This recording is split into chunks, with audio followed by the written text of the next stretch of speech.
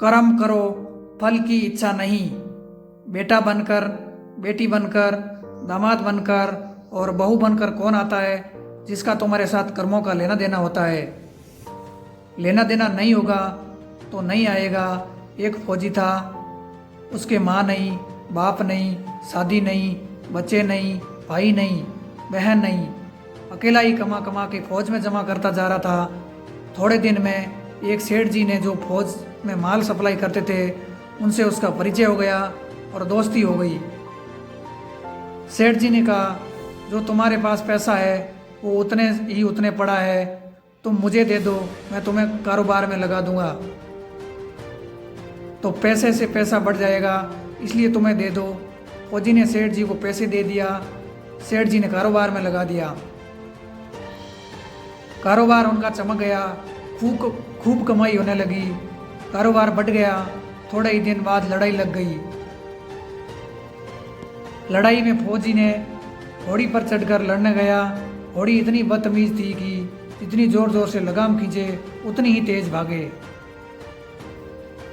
खींचते खींचते उसके गल पर तक कट गए, लेकिन वो दौड़कर दुश्मनों के गोल में जाकर खड़ी हो गई। दुश्मन ने वार किया, फौजी भी मर गया, घोड़ी भी मर गई। अब सेठ जी को मालूम हुआ कि फौजी मर गया तो सेठ जी बहुत ही खुश हो गए कि उसका कोई वारिस तो नहीं है। अब ये पैसा देना किसको, अब मेरे पास ही पैसा भी हो गया है, कारोबार भी चमक गया है, लेने वाला भी नहीं है। रहा तो सेठ जी बहुत खुश हुए। तब तक कुछ ही दिन के बाद सेठ जी के घर में लड़का पैदा हो गया। अब सेठ जी और खुश हुए कि भगवान की बड़ी दया है, खूब पैसा भी हो गया, कारोबार भी हो गया, लड़का भी हो गया, लेने वाला भी मर गया। सेठ जी बहुत खुश हुए। वो लड़का होशियार था, पढ़ने में समझदार था। सेठ जी ने उसे पढ़ाया लिखाया।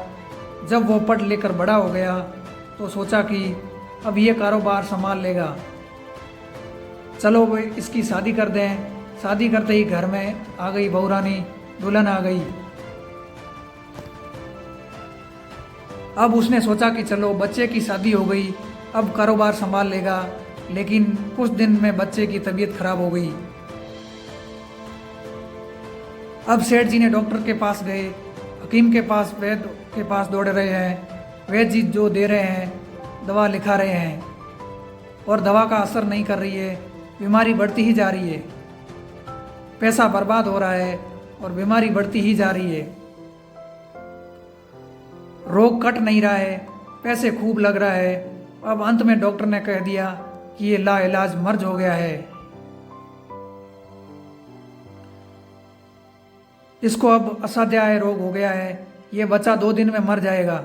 डॉक्टर ने जवाब देने पर सेठ जी निराश होकर बच्चे को लेकर रोते हुए आ रहे थे। रास्ते में एक आदमी मिला। कहा, अरे सेठ जी क्या हुआ, बहुत दुखी लग रहे हो। सेठ जी ने कहा, ये बच्चा जवान था, हमने सोचा बुढ़ापे में मदद करेगा, अब ये बीमार हो गया। शादी होते ही हमने इसके लिए खूब पैसा लगा दिया, जिससे जितना मांगा उतना दिया, लेकिन आज डॉक्टरों ने जवाब दे दिया अब ये बचेगा नहीं, असाध्य रोग हो गया, इलाज मर्ज है, अब ले जाओ घर, 2 दिन में मर जाएगा। आदमी ने कहा, अरे सेठ जी तुम क्यों दिल छोड़ रहे हो, मेरे पड़ोस में वैद्य जी दवा देते हैं। 2 आने की पुड़िया खाकर मुर्दा ही उठकर खड़ा हो जाता है, जल्दी से तुम वैद्य जी की दवा ले लो। सेठ जी दौड़कर गए, 2 दिन की पुड़िया ले आओ और फिर पैसा दिया। पुड़िया ले आए, बच्चे को खिलाई, बच्चा पुड़िया खाते ही मर गया। बच्चा मर गया। अब सेठ जी रो रहे हैं, सेठानी भी रो रही है और घर में बहू रानी और पूरा गांव भी रो रहा है। गांव में शोर मच गया कि बहू रानी सेठ के कमर जवानी टूट गई है। सब लोग रो रहे हैं। तब तक एक महात्मा जी आ गए। उन्होंने कहा, भाई क्यों रोना धोना। लोग बोले, सेठ जी का एक जवान लड़का था वो भी मर गया, इसलिए सब लोग रो रहे हैं, सब दुखी हो रहे हैं।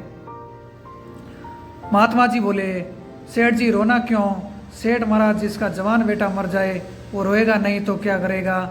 महात्मा जी ने आपको क्यों रोना?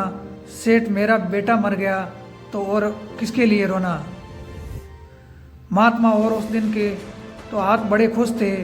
सेठ, किस दिन? महात्मा, फौजी जिस दिन पैसा दिया था। सेठ, हाँ, कारोबार के लिए पैसा मिला था तो खुशी थी। महात्मा, और उस दिन तो आपकी खुशी का ठिकाना ही नहीं था। सेठ जी, किस दिन? महात्मा, अरे जिस दिन फौजी मर गया था, सोचा कि अब तो पैसा भी नहीं देना पड़ेगा, माल बहुत हो गया है, कारोबार खूब चमक गया है, अब देना ही नहीं पड़ेगा, बहुत खुश थे। सेठ, हाँ महाराज, खुश तो था। महात्मा, और उस दिन जो आपकी खुशी का ठिकाना ही नहीं था, पता ही नहीं था कितनी मिठाइयाँ बांट गई। सेठ जी, किस दिन? महात्मा, अरे जिस दिन लड़का पैदा हुआ था। सेठ महाराज, लड़का पैदा होता है तो सब खुश होते हैं, मैं भी हो गया तो क्या बात? महात्मा, उस दिन तो खुशी से आपके पैर जमीन पर नहीं पड़ते थे। सेठ जी, किस दिन? महात्मा, अरे जिस दिन बेटा ब्याहने जा रहा था। सेठ जी, महाराज, बेटा ब्याहने जाता है तो हर आदमी खुश होता है, तो भी खुश हो गया। महात्मा, जब इतनी बार खुश हो गया तो जरा सी बात के लिए क्यों रो रहे हो? सेठ जी, महाराज, ये जरा सी बात है, जवान बेटा मर गया है, ये जरा सी बात है। महात्मा, अरे सेठ जी, वही फौजी पैसा लेने के लिए बेटा बनकर आ गया, पढ़ने लिखने, खाने में, पहनने में और शौक में, श्रृंगार में जितना लगाना था लगाया, शादी ब्याह में सब लग गया और ब्याज दर ब्याज लगकर डॉक्टरों को दिल भी दिया। अब जब 2 आने पैसे बचे गए वो भी वेद जी को दिलवा दिए और पुड़िया खाकर चल दिया। अब कर्मों का लेना देना पूरा हुआ। सेठ जी ने कहा, हमारे साथ तो कर्मों का लेना देना था, चलो हमारे साथ जो भी हुआ सो हुआ, लेकिन वो जवान बहू रानी घर में रो रही है, जवानी में उसको धोखा देकर विधवा बनाकर चला गया। उसका जुर्म क्या था कि वो उसके साथ ऐसा गुनाह किया? महात्मा बोले, ये वही घोड़ी है जिसने जवानी में उसको धोखा दिया, इसका भी जवानी में उसको धोखा दिया।